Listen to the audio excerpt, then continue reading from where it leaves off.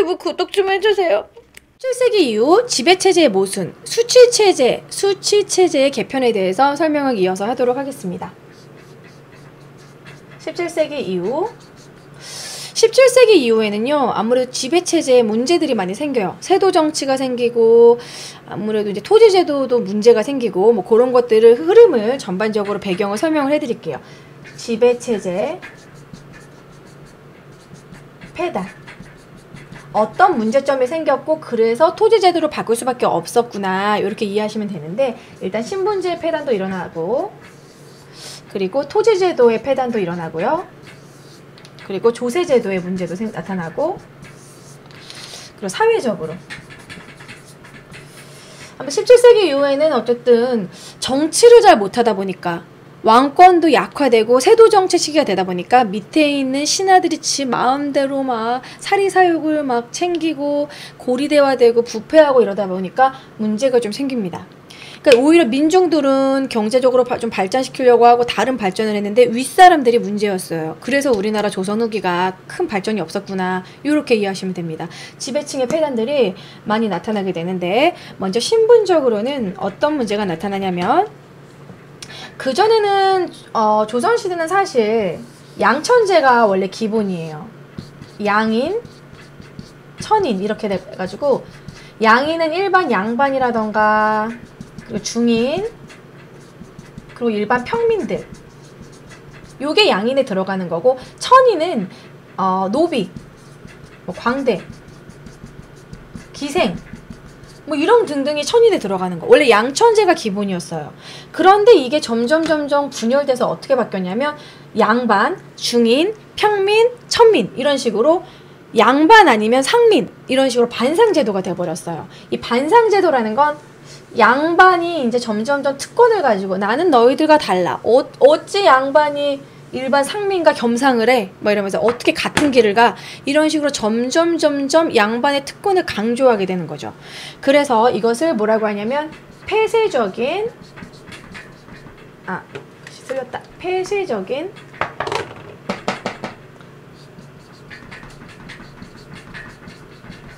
삼인체제, 이렇게 얘기를 합니다.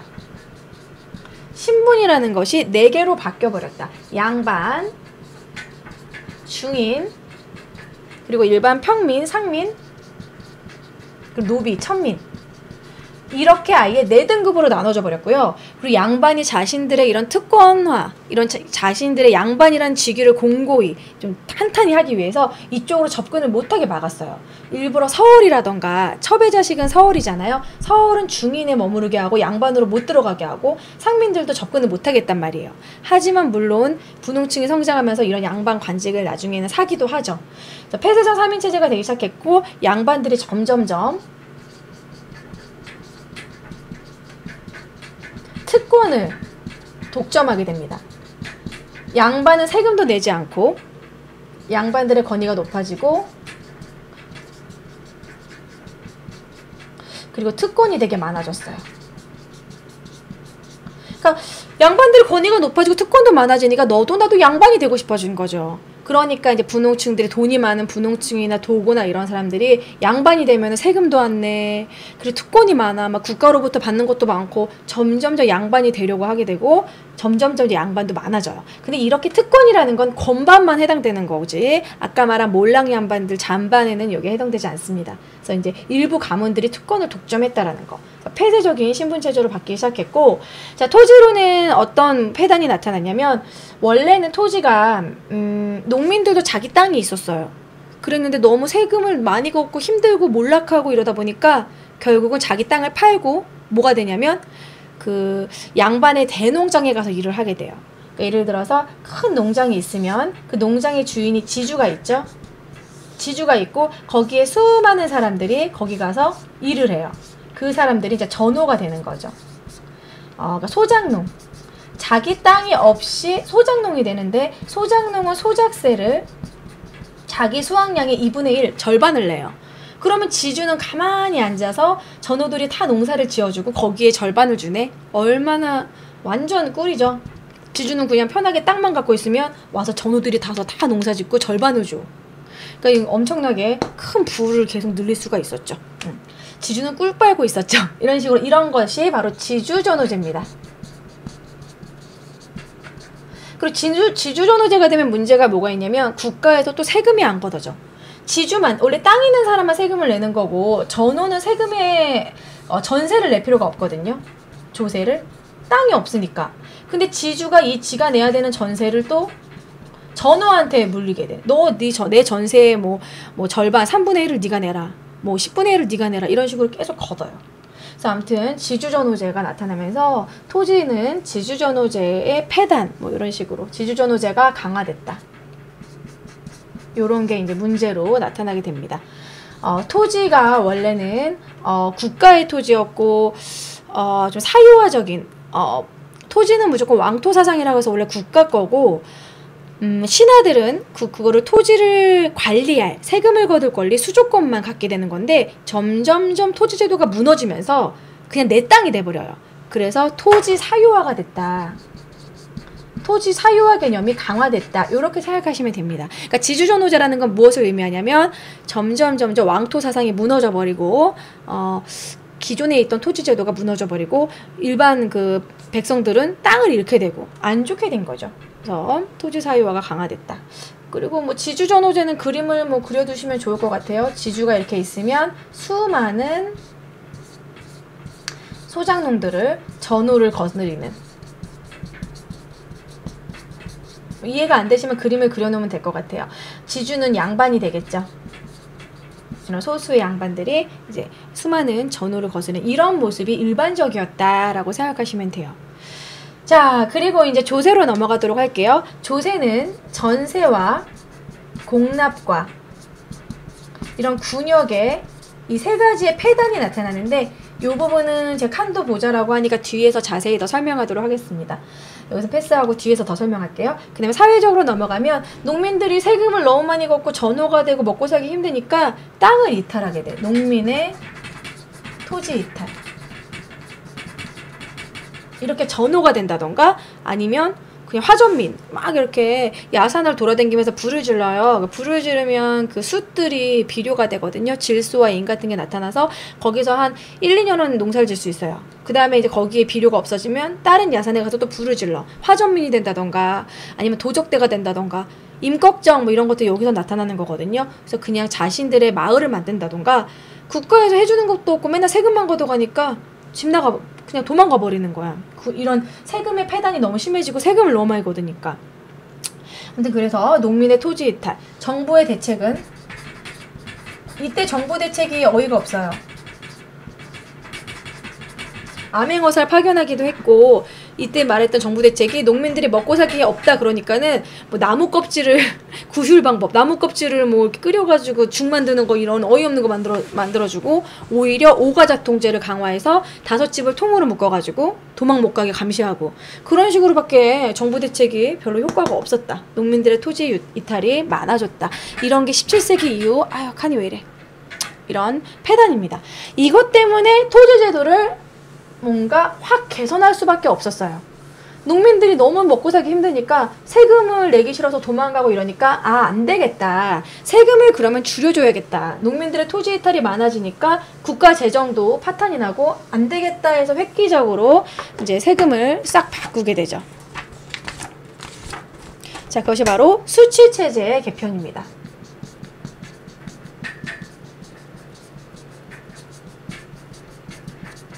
영조 정조 때 이제 세금을 바꾸게 되는데요.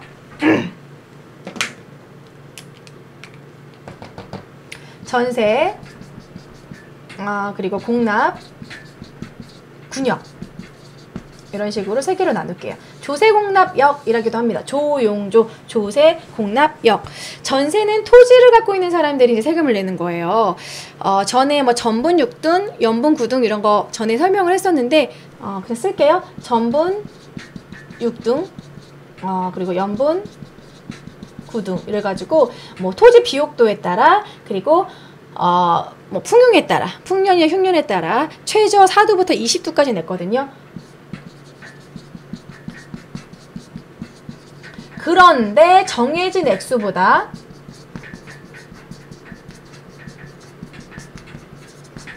더 많이 징수했다는 거. 그냥 예를 들어서 뭐 연분구등 풍흉에 따라 흉년이니까 적게 걷어야 되는데 흉년이 아니란 식으로 또 걷고 아니면 더 많이 걷고 불려서 걷고 이런 식으로 더 많이 걷었어요. 그리고 공납은 어떤 폐단이 일어났냐면 저번 시간에도 설명했지만 방납의 폐단. 가장 농민들에게 가장 큰 부담을 가져다 준 게 방납의 폐단이에요. 왜냐면 전에도 얘기했지만 그 지역의 특산물을 현물로 징수하는 건데 가는 중에 갑자기 상하기도 하고 우리 지역에서 나지도 않은 특산물을 달래. 뭐 강원도에서 생뚱맞게 전복을 달라고 그러질 않나.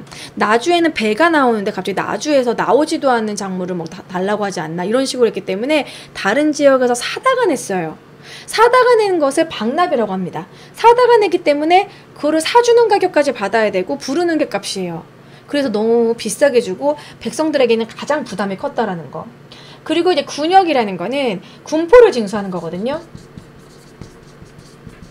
1년에 2필씩 군포를 징수했던 거였는데 이게 이제 군역의 폐단도 엄청나게 심했어요. 예를 들어서 백골징포.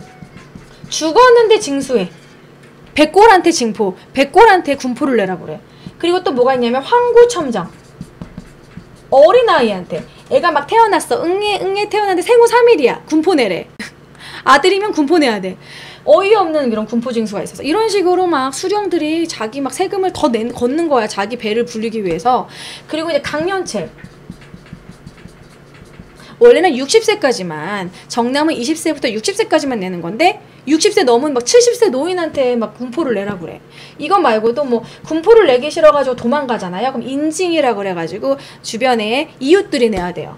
그리고 또 이웃들이 못 내고 그럴 경우에는 친척들한테 어떻게든 받아내. 인징, 족징. 이런 식의 그냥 각종 폐단들이 나타납니다. 그래서 이것을 이제 해결하기 위해서 국가에서 세금을 획기적으로 좀 줄여보자라고 하는 게 이제 어떤 것이냐면 전세를 영원히 정한다. 그래서 영정법이라고 그래요. 그냥 파격적으로 줄여줄게. 토지 1결당 무조건 사두만 내. 최저 사두만 내. 그전에는 최저였는데 그냥 최저에 맞춘 거예요. 1결당 사두로 영원히 그냥 정한다. 그래서 영정법. 이게 삼정의 문란을 얘기하는 거죠. 삼정. 근데 삼정의 문란은 요거랑 또 틀린 게요. 삼정은 전정, 군정, 군역 빼고 환정이에요. 황곡의 문란. 지금 그 삼정의 문란하고는 조금 틀립니다. 그 다음에 공납. 공납은 이런 현물징수의 폐단, 이런 방납의 폐단 때문에 차라리 쌀로 내라. 어차피 다 사서 낼 거면 그냥 쌀로 내라. 그래서 이것을 대동법. 현물징수를 하지 말고 쌀로 내고 집집마다 부과했던 거를 땅에 맞춰서, 땅이 큰 사람은 더 많이 내고 땅이 적은 사람은 조금 내고 이런 식으로 1결당 12두. 그 다음에 군역은 그 전에 2필을 냈던 것을 좀 줄여줘요. 균역법이라고 해서 이것을 1필로 1년에 1필로 군포를 좀 줄여줍니다. 그래서 이렇게 바꿔요. 그치만 이거는 국가에서 이렇게 좀 보여주기 식으로 했을 뿐이지 여전히 몰래 세금 걷는 건 여전히 수령들과 이런 아전들의 횡포는 여전히 있었다라는 거. 대동법과 수미법은 뭐냐면 수미법이 대동법의 전신. 그러니까 수미법이 먼저 나타나고 그 다음에 그게 발전된 게 대동법이에요. 수미법은 공납을 쌀로 내자라고 처음에 이제 주장했던 거. 유성룡이 이제 아이디어를 낸 게 수미법. 그것이 이제 발달한 게 이제 대동법이죠. 자, 그러면 균역법 영조 맞고요. 대동법에 대한 사료를 보여드릴게요. 먼저 영정법 먼저 문제와 함께 설명을 해드릴게요. 문제풀이를 너무 안 해서 심심해요 하신 분들이 있어서 문제풀이 겸 드릴게요. 밑줄 그은 새로운 법에 대한 설명을 옳은 것은 임금님께서 새로운 법을 반포하셨다지 풍흉에 관계없이 1개월당 사두만 내도록 했대. 영원히 정했대. 그럼 영정법이죠. 그럼 정답은 뭘까요? 특산물을 쌀로 내게 한 거, 이거 대동법이죠. 대지주들의 거센 반발, 이것도 대동법입니다. 농민들의 부담을 줄여주고자 하였다. 요게 맞죠. 경기도를 시작으로 전국적으로 확대했다. 대동법. 부유층에게 군포를 부과했다. 이거는 이제 성광 뭐 이런 이 균역법에도 들어가지만 좀 선무관포제 뭐 이런 식으로 또 따로 있어요. 양반들에게 군포를 내는 게 있었어요.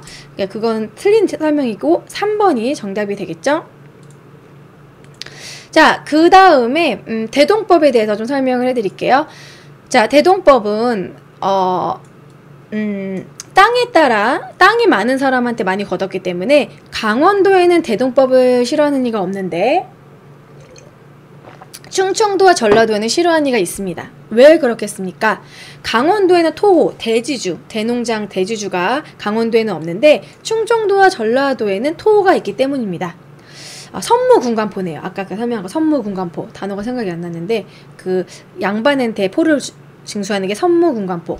자, 특히 전라도에는 싫어하는 이가 많은데 이는 토호가 많기 때문이다. 그래서 대동법은 토호들만 싫어하지 백성들은 대동법을 환영한다라고. 대동법은 이제 땅에 맞춰서 거뒀다라는 거. 자, 대동법은 전체적으로 시행하는데 100년이 걸렸어요. 그래서 보시면 전에 제가 역사 스캔들 시간에도 보여드릴 건데 먼저 경기도 지방, 1번 지방, 경기도 지방에서 이제 처음 시행하고 그 다음에 강원도, 그 다음에 충청도, 전라도, 경상도, 마지막 황해도 순서로 이렇게 전체적으로 하는데 100년이 걸렸습니다.